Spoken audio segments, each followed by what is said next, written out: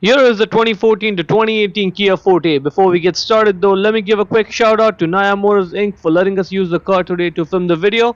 They are a used car dealer here in Ottawa, Canada. Check out the link in description for their entire inventory. Alright, now that's where the front door sensor is, and that is where the rear door sensor is. Now for this job you will need a PH3 screwdriver, one that looks like this.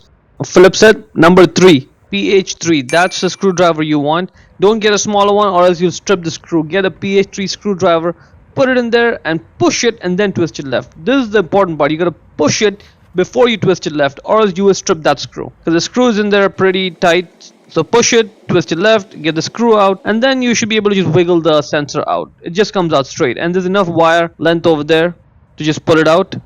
Now press down on the electrical connector right there. See where I'm pressing with my thumb? Just press down over there and pull the sensor off. Now make sure you don't let go of the electrical connector. You don't want to lose it inside the body there. Just sort of rest it like that against the metal over there, and that's good.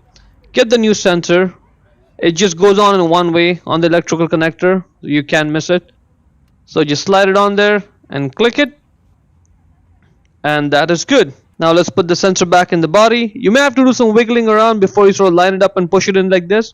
It's going to take a few seconds, but you'll get it in. Once you get it in, just put the screw on with your hand. Just tighten a few turns with your hand first, and then just tighten it with a screwdriver all the way and make sure it's tight, and that's it. Now let's move on to the rear one. It's the exact same process, same screwdriver, same everything. Again, be careful to not strip the screw. So push down and then twist it left. Get the screw out and keep it somewhere safe. You don't want to lose the screws, because the screw is very important, because that's what ends the connection. Without the screw, the door sensor will not work. Again, just pull the sensor out now. Press down on the electrical connector there and get it out.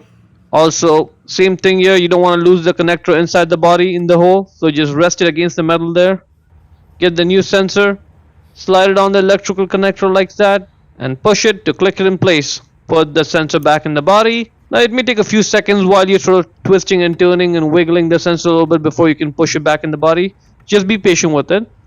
Once you get it in, put the screw on, hand tighten it a couple times, just tighten it down, and that's pretty much it. See how easy the whole process was? Hope you found it useful.